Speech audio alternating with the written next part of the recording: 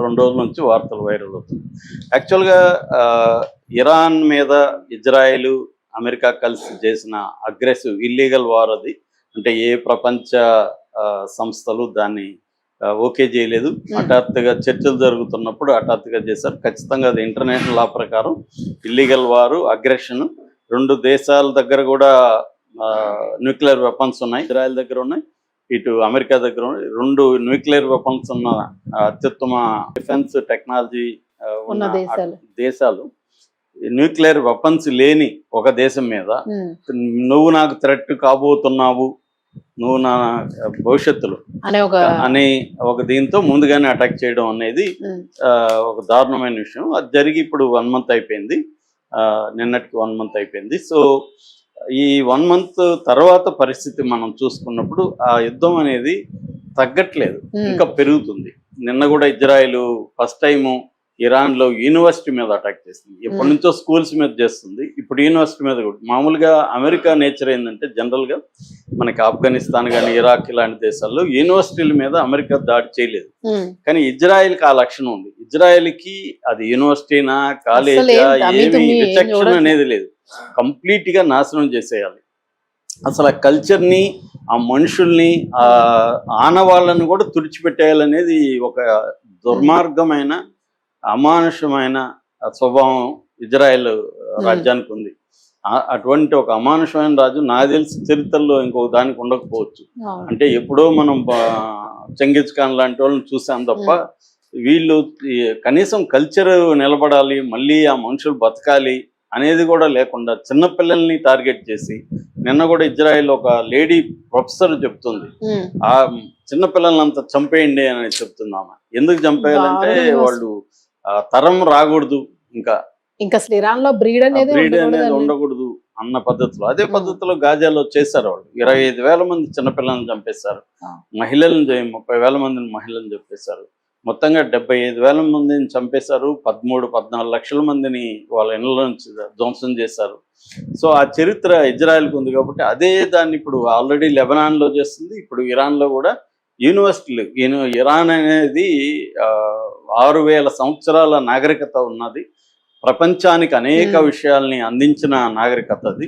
Science, technology, తర్వాత agricultural, water technology, agriculture technology, ఇలాగా అనేక విషయాల్లో ఇరాన్ అనేది ప్రపంచానికి అందించింది.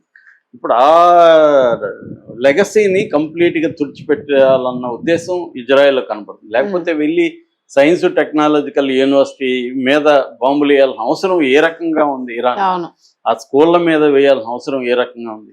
అంటే ఈ స్థాయిలో యుద్ధం జరుగుతున్నప్పుడు ఇరాన్ కూడా ఏం చేస్తుంది? ఇరాన్ పోరాడక తప్పదు కాబట్టి సో ఇరాన్ రంగంలో ఎదిగింది. ఇరాన్కు మద్దతుగా ఆల్రెడీ యాక్సిస్ ఆఫ్ రెసిస్టెన్స్ పేరుతో ఇటు హిజ్బుల్లా కావచ్చు, హౌతీలు కావచ్చు, హమాస్ కావచ్చు, తర్వాత ఇరాకీ మిలిషియా కావచ్చు, సిరియాలో ఉన్న మిలిషియా, వీళ్ళందరూ కూడా ఇప్పుడు ఇరాన్కి మద్దతుగా రంగంలోకి దిగారు. అలాగా హౌతీలు దిగారు. హౌతీలు మామూలుగా మనం హౌతీ అని పిలుస్తాం, ప్రపంచవ్యాప్తంగా హుతీలు అంటారు వాళ్ళని. మనకు ప్రొనౌన్సియేషన్ అలా అలవాటైపోయింది కాబట్టి నేను హౌతీ అంటున్నా. ఈ హౌతీలు ఎవరంటే యెమెన్లో వీళ్ళు ఒక రకమైన షియా తెగకు సంబంధించిన వాళ్ళు. వీళ్ళు ఆ యెమెన్లో అంతర్యుద్ధం మొదలుపెట్టి సివిల్ వార్ మొదలుపెట్టారు. వీళ్ళని అన్సార్ అల్లా అని కూడా పిలుస్తారు. అన్సార్ అల్లా. సో వీళ్ళు తర్వాత 2014 ఆ ప్రాంతంలో సపరేట్ చీలిపోయింది, యెమెన్ అనేది చీలిపోయింది. నార్త్ యెమెన్లో వీళ్ళు ఉంటున్నారు. సో ఇక్కడ వీళ్ళు పరిపాలిస్తున్నారు. వీళ్ళని ప్రపంచంలో ఏ దేశం కూడా గుర్తించలేదు.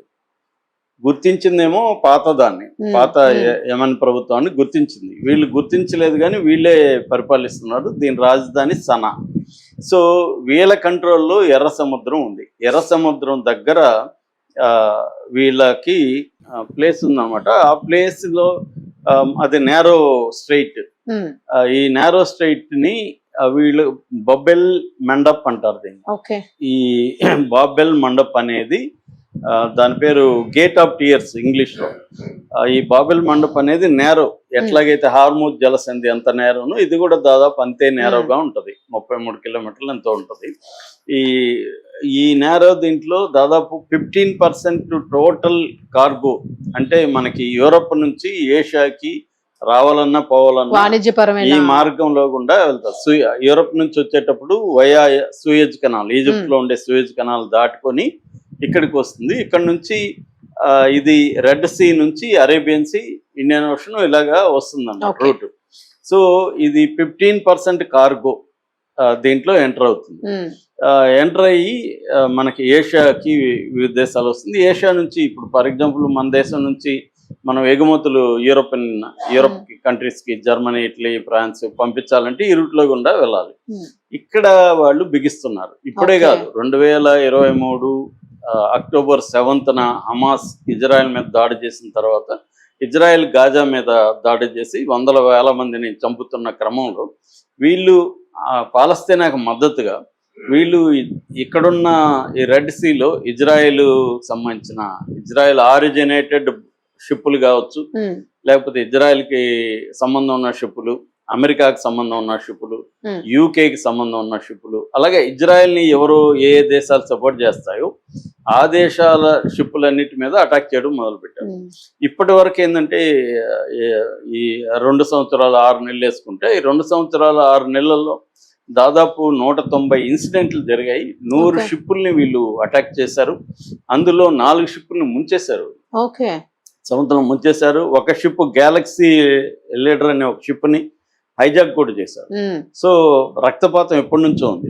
మనుషులు చనిపోయింది అయితే ఇప్పటి వరకు 9 మంది మాత్రమే చనిపోయినారు. ఎక్కువ షిప్పులు ఇదైనాయి.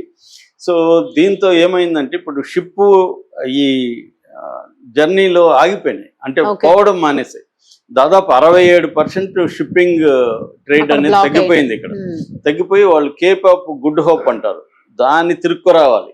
అది తిరుక్కు రావాలంటే 6000 నాటికల్ మైల్స్ ప్రయాణించాలి. 10 to 14 days ఎక్స్ట్రా అవుతుంది. దీనివల్ల ఏమవుతుంది, ఫ్రైట్ ఛార్జెస్ ఇన్ని రోజులకి ఎంత అనేస్తారు కదా, ఇప్పుడు ఇంకొక 14 రోజులు పడింది, దానికి ఫ్రైట్ ఛార్జెస్ పెరుగుతాయి, ఇన్సూరెన్స్ కాస్ట్ పెరుగుతుంది. అలాగా మొత్తం కాస్ట్ దానికి ప్రొడక్ట్ బయటకు వచ్చేటప్పుడు కాస్ట్ పెరిగిపోతుంది. ఇది మేజర్ ఇష్యూ అన్నమాట. సో ఇప్పుడే మధ్యలో ఆపేశారు, ఎందుకంటే అమెరికా దాడులు చేసి సౌదీ అరేబియాతో వీళ్ళకి యుద్ధం వచ్చింది. దాంతో వీళ్ళు ఈ లోపల గాజాలో ఒక పీస్ ఒప్పందం జరిగింది, దాంతో వీళ్ళు అటాక్స్ ఆపేశారు. అయితే ఇప్పుడు ఇరాన్ మీద ఇజ్రాయెల్ అమెరికా దాడి చేయడంతో హౌతీలు కూడా రంగంలోకి దిగి ఇరాన్కి సపోర్ట్ గా ఇజ్రాయెల్ మీద మొన్న అటాక్స్ మిసైల్స్ తో అటాక్ చేశారు.